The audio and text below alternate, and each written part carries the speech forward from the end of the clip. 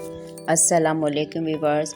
आज मैंने बहुत ही मज़ेदार सी रेसिपी बना रही हूँ वनीला स्पंज केक।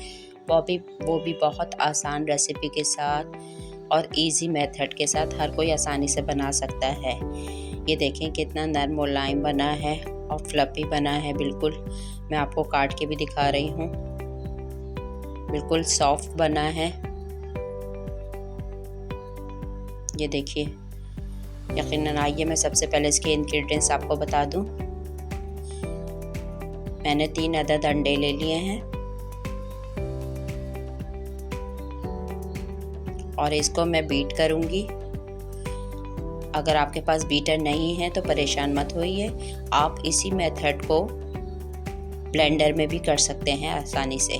कम से कम 4 से 5 मिनट तक आपको इसको बीट करना है और बीटर को रोकिएगा नहीं। इसी में हमें पिसी हुई चीनी 1 कप यानी 100 ग्राम के करीब मिला देनी है। बीटर को चलाते रहिए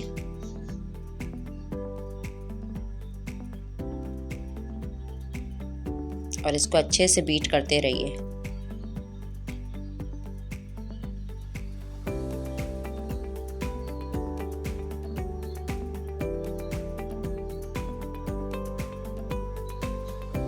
अब इसमें मैं 1 कप ऑयल डाल दूंगी। कुकिंग ऑयल है, 80 ml है।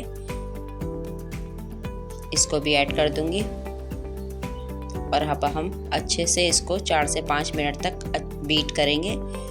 आप चाहें तो यही प्रोसेस आप ब्लेंडर में कर सकते हैं। जब तक आपकी बीटर अच्छे से नहीं करेंगे बीट उसको, तो ये देखें कि इस तरह की थिकनेस इतना होना चाहिए, ना ज़्यादा गाढ़ा ना पतला। ये हमारा बैटर तैयार हो गया है। मैंने 300 ग्राम के करीब मैदा ले लिया था, इसको मैंने छान के रख लिया। आप बगैर छाने कभी मत डालिएगा मैदे को। आप आधा आधा करके हम मिलाएंगे और इसको फोल्ड करते जाएंगे वन साइड।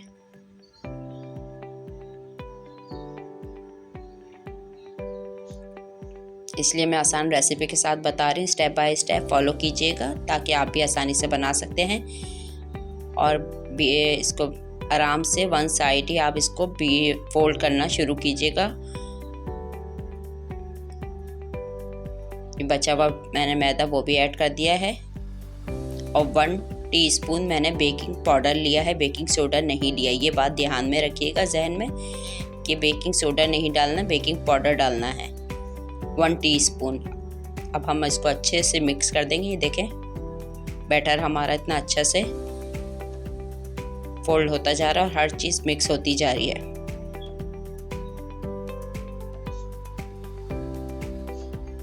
आपको भी सेम इसी तरह करना है।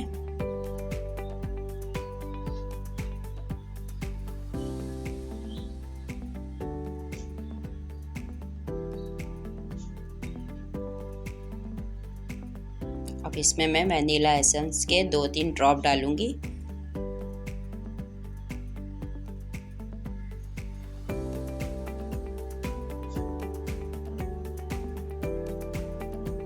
इसको भी अच्छे से मिक्स कर देंगे।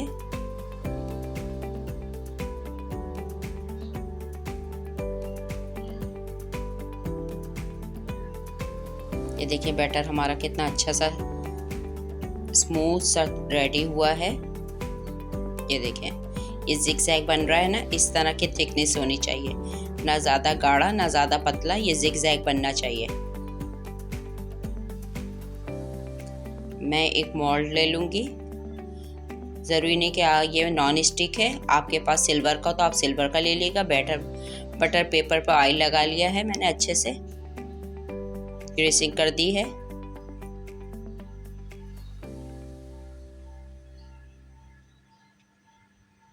और पतीले को मैंने प्री हीट होने के लिए रख दिया है 10 मिनट के लिए। ये सारा बैटर मैं इसमें डाल रही हूँ। ये देखें आप इसकी थिकनेस का अंदाज़ा लगा सकते हैं कि कितना होना चाहिए। ये जिगजैग बन बन के गिर रहा है, तो इसी तरह का होना चाहिए। ना ज़्यादा थिक हो तो आप उसको थोड़ा सा मिल्क डाल के पतला कर सकते हैं। अब इसको हम थोड़ा टैप टैप करेंगे ताकि हर चीज़ प्रॉपर तरीके से सेट हो जाए। और अगर इसमें बबल्स हों तो आप इसको बबल्स को ख़त्म कर दीजिएगा स्टिक की मदद से। ये पतीले में मैंने हीट होने के लिए रख दिया था। अब मैं इसमें ये बैटर रख रही हूँ।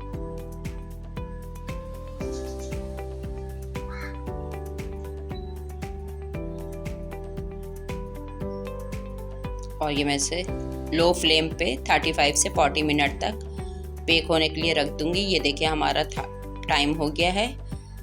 और ये मैं अभी स्टिक से चेक कर रही हूँ। ये देखिए स्टिक बिल्कुल ड्राई है, कहीं से भी गीली नहीं आ रही, यानी केक हमारा रेडी हो गया। अब मैं आपको दिखाती हूँ निकाल के।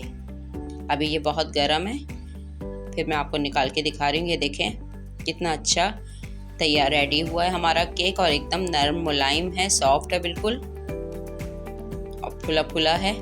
इसी तरह आप बैटर अच्छा सा तैयार करेंगे, अच्छे से बीट करेंगे तो ज़रूर आपका भी केक बहुत आसानी के साथ रेडी हो जाएगा। मैं आपको कट करके दिखा रही हूँ, आप इसको ज़रूर ट्राई कीजिएगा और मुझे ज़रूर बताइएगा कि आपको ये रेसिपी कैसी लगी। ये देखें कितना सॉफ्ट है, अंदर से भी आपको पता चल रहा है कि कितना सॉफ्ट है। ये शाम की चाय के साथ आप सर्व कर सकते हैं।